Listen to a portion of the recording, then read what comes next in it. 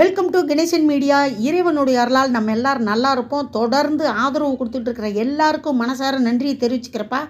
மறக்காமல் லைக் பண்ணுங்கள், ஷேர் பண்ணுங்கள், சப்ஸ்கிரைப் பண்ணுங்கள், உங்களுடைய கருத்தை பதிவு பண்ணுங்கள். வாங்க இன்றைக்கி என்ன வீடியோன்னு பார்ப்போம். ஆன்மீகம் இல்லாத வாழ்க்கை யாராக இருந்தாலும் சரி, ஏழையாக இருந்தாலும் சரி, பணக்காரராக இருந்தாலும் சரி, படிப்பறிவு இருந்தாலும் இல்லாட்டியும், அழகு இருந்தாலும் இல்லாட்டியும், பதவி இருந்து இல்லாட்டியும், எப்படி இருந்தாலும் ஒரு மனுஷனுடைய வாழ்க்கையில் ஆன்மீகம் இல்லைன்னா தொலைநோக்கு சிந்தனை இல்லாமல் வாழ்க்கையே தொலைஞ்சு போகும். எப்படி வாழ்கிறதுனே தெரியாமல் போயிடும். படிப்பு, பணம், உறவுகள், நல்லா சாப்பிடணும், ஜாலியாக சுற்றணும், அது மட்டும் இல்லை வாழ்க்கை.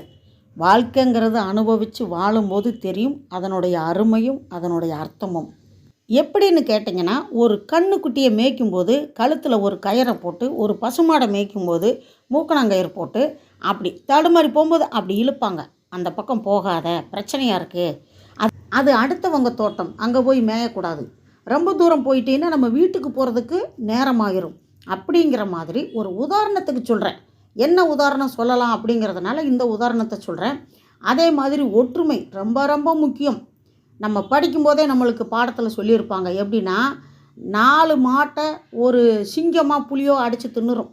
அதாவது தனித்தனியாக பிரித்து.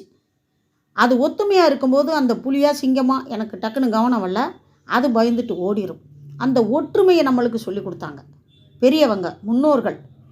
மாதா, பிதா, குரு, தெய்வம்னு சொல்லி ஆன்மீகத்தை இணைச்சி ஒற்றுமையை எப்படி இருக்கணும், வாழ்க்கையில் எப்படி இருக்கணும், நேர்வழியில் எப்படி நடக்கணும், உறவுகளை எப்படி மதிக்கணும் அப்படிங்கிறத சொல்லி கொடுத்ததுனால தான் இன்றைக்கும் இப்போ இருக்கிற பெரியவங்கள்லாம் பார்த்தா சின்ன பிள்ளைகளை பார்த்தா கூட வணக்கமையா அப்படிம்பாங்க. அது எவ்வளோ ஒரு மரியாதை பாருங்கள். சின்ன குழந்தை தானே அப்படின்னு விட மாட்டாங்க. அந்த காலத்தில் குழந்தைங்கள கொஞ்சுறது கூட ஐயா சாமி, என் சாமி, என் உயிர், என் ராஜா, என் மந்திரி அப்படின்னெல்லாம் சொல்லி முதல்ல இருந்து அந்த பிள்ளைகளை நீ தான் பொறுப்பாக பார்த்துக்கிறணும், உனக்கு தான் உயர்ந்த இடம் கிடச்சிருக்கு அப்படிங்கிற மாதிரியெல்லாம் குழந்தைங்களுக்கு பேர் வைக்கிறது கூட பார்த்திங்கன்னா முன்னோர்கள் பேரை வைப்பாங்க. என் தாத்தா பேர், என் பாட்டி பேர் அப்படின்னு.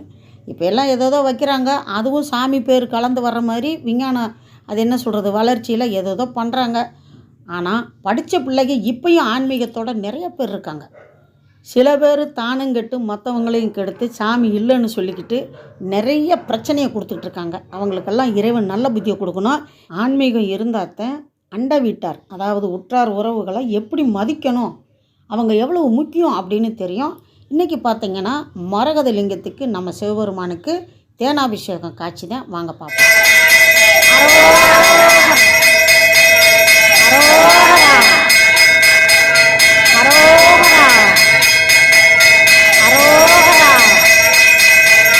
இதில் இன்னொரு முக்கியமான விஷயத்தை நம்ம கவனிக்கணும்.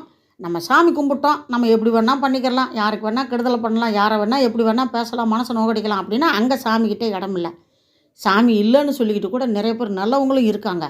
ஆனால் வழிதவறி போய் வாழ்க்கையவே வீணாக்கிறாங்க. அதனால தான் நான் அவங்க பெற்றோர்கள் சொல்படி கேட்டு முன்னோர்கள் நம்ம பிறந்த மதத்தை தொடர்ந்து வணங்கிக்கிட்டு நல்லபடியாக வாழ்க்கையை நடத்தணும் அப்படின்னு சொல்கிறேன்.